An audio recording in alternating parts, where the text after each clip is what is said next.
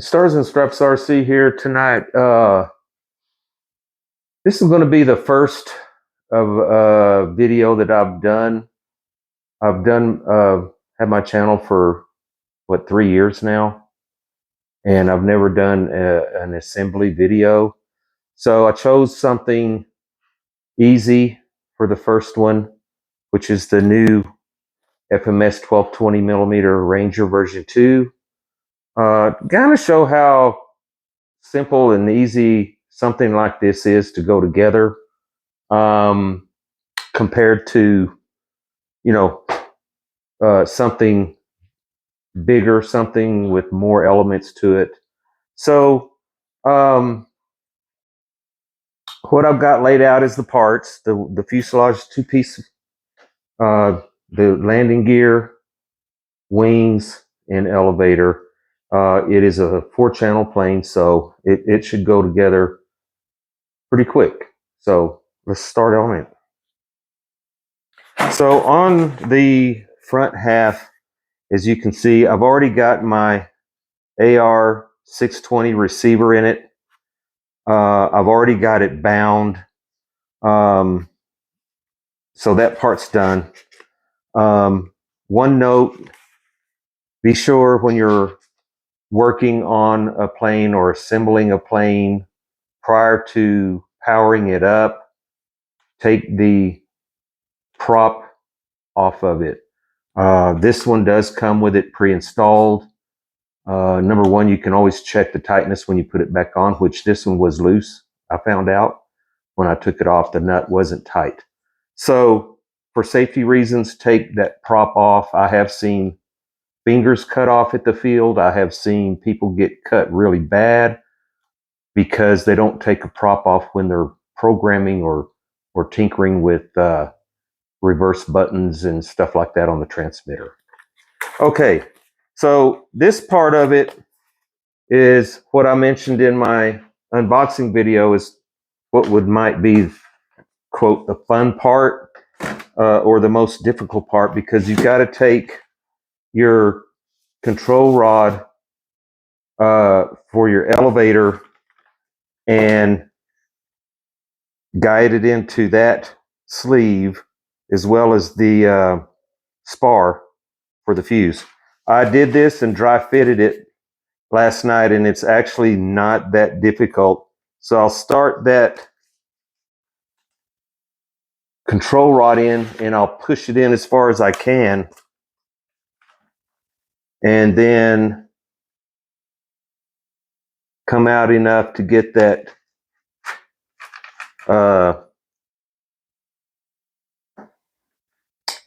spar in the hole, and there you go. That's it. Very simple. And if you'll notice, let me get it in there.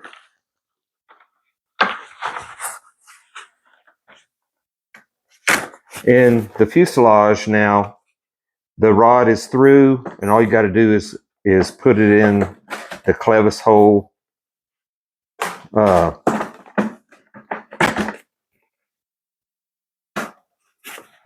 It's kind of hard to see, but it goes in the clevis there, and I'll get that later. And then you tighten the set screw down on that after you adjust the rudder once it's powered up, and then that's the way you do that. So the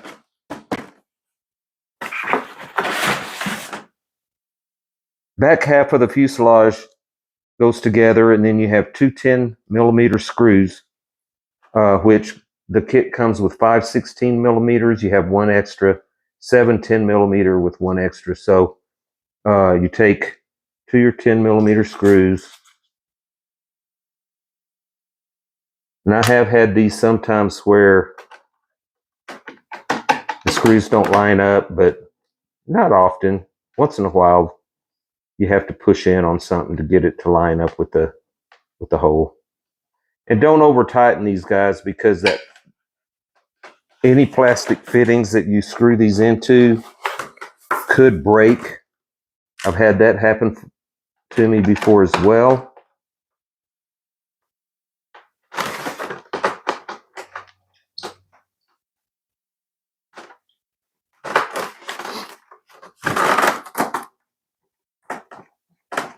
So I had to push out on that just a hair to get that to line up with the threads. There you go. And so from there, we'll put the gear on it, which calls for two 16 millimeters, which will go on the back side of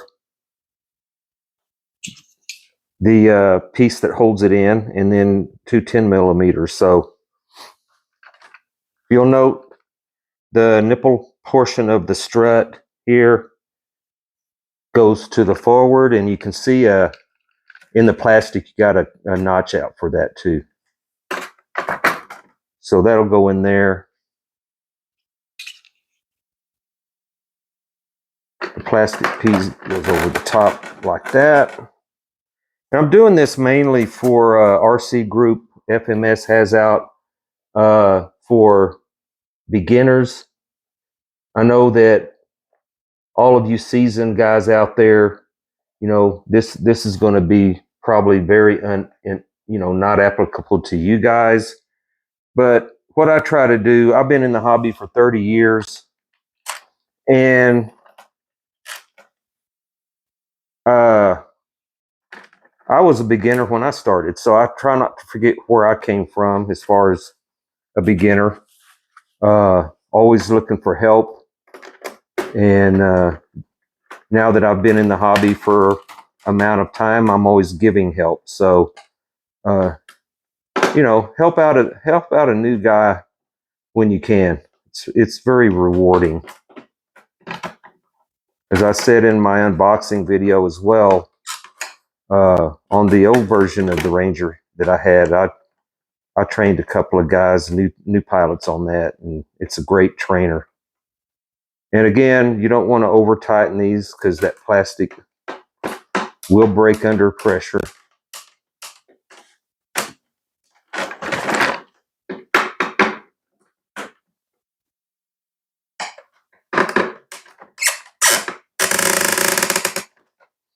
Okay, there you have it. The gear's on.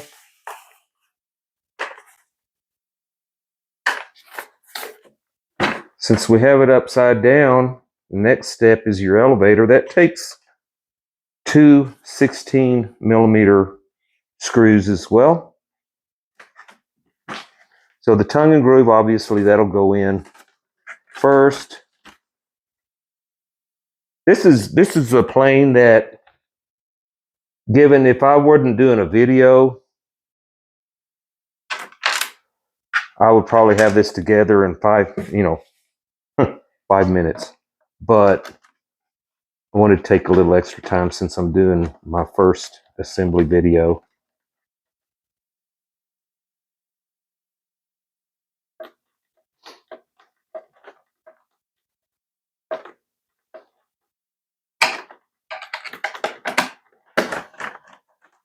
Now the floats, you have to buy separate, like I mentioned. And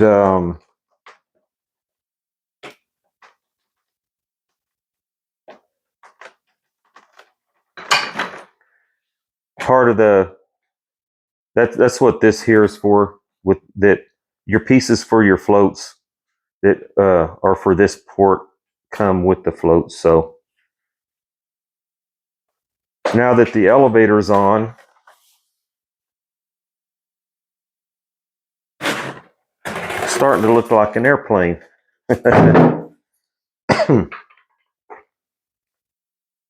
Something else I'd like to know, when you're putting together an airplane, always check tightness of screws. For example, these screws here, or any other screw that's put in by the factory for tightness.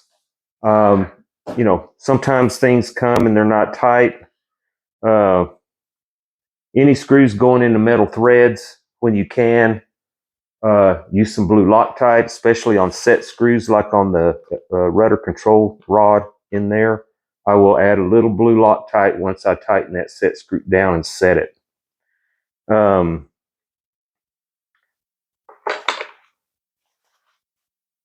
Another thing I do whenever I'm assembling and setting up a plane for the first time, I always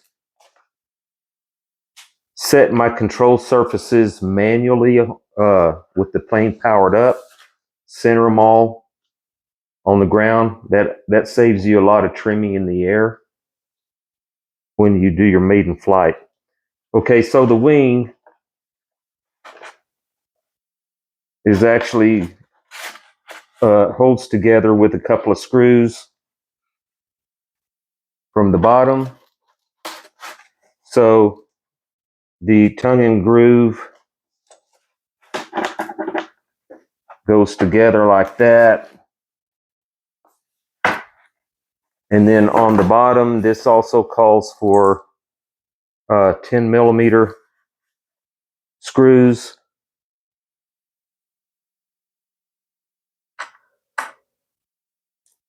So you can see this could take a little while to put together at the field if you were to take it in pieces. I don't see why this could actually fit even in a small car, a sedan. So that's the nice part about the smaller stuff.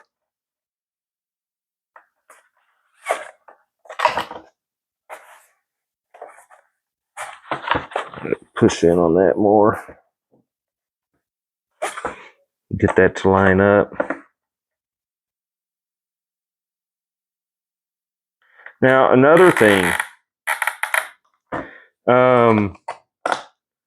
some of these planes come with you'll see with the servo wire in a little trough is what I call it, and there's nothing in there holding those wires in like glue or anything. So what I usually do is take a few pieces of clear tape and put a few pieces on there just so those don't come out on me, during flight or something. So, yeah.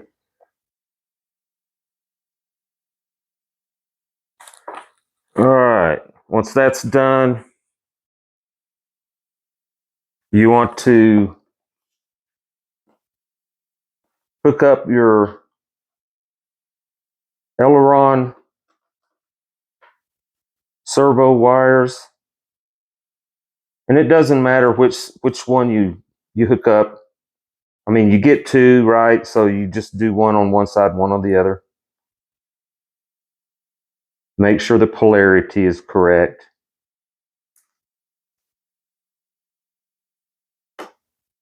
And they're in all the way. You'll hear a little snap.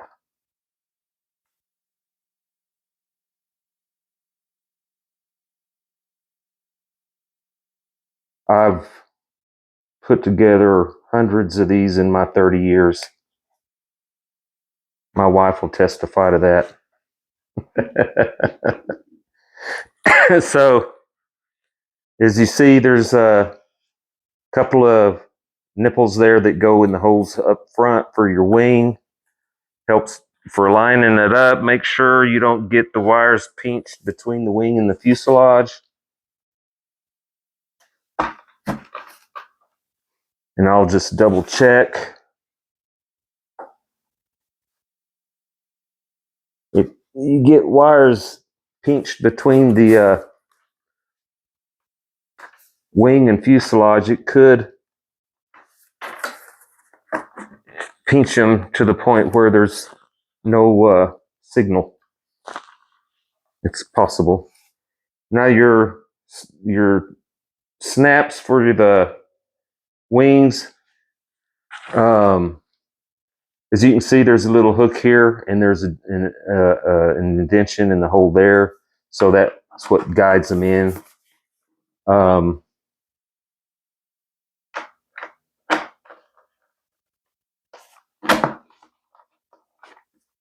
Then you just twist it has an arrow here which direction to twist it. The one here is opposite, and the wing is locked on. Now on the struts, you'll see, again, it's kind of a tongue and groove thing here for your strut. Now you got to be sure not to just put them in, but to also snap them back, because that's what's going to lock that strut in. Just like that. So I want to put the prop back on, because I do have a battery in there, and I'm going to check my CG.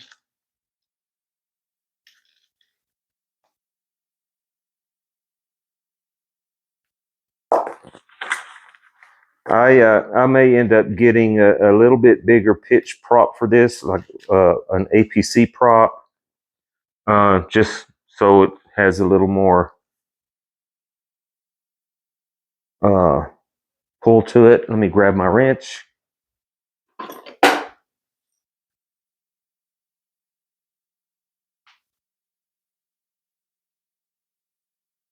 Okay, so I'll tighten that up.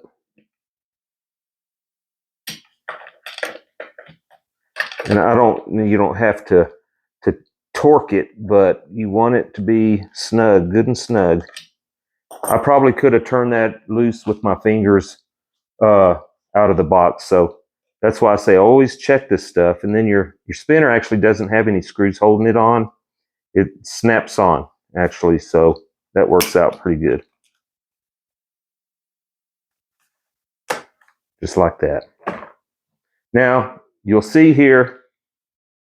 Now, I have, like I said, flew my old version 1 with a 3-cell 2200.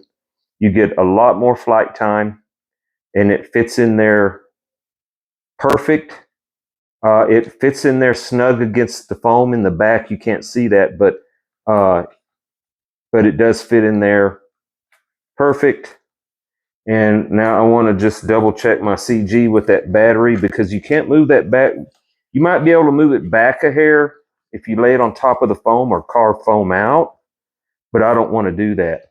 So as you can see on the bottom, I have marked my CG by what they called for. I always, if it's 85 to 95, I always mark 85 and 95, and then I try to CG it right in the middle. So if I also, on a high wing plane, you want to mark the CG on the bottom of the wing, because that's the way you check it on a high wing. So as you can see, with that 3-cell 2200 in there, its CG's beautiful. This plane is going to fly very nice. It's going to have a little more weight than that 1300, and you're going to get a lot more flight time. So I'm really liking the green. Again, I would have liked to have the red, but the green is cool. Reminds me of my dirt bike days with the Kawasaki's. But at any rate, that's the build of the new version 2 1220 millimeter Ranger. They do have a special on there. Look for that, where you can get a free set of screwdrivers. And I'll be getting a maiden video on this weekend. Again, check for my discount codes for FMS and a link to Laperia. Hit that like and subscribe, and click the reminder button for future videos to come. Thanks for watching.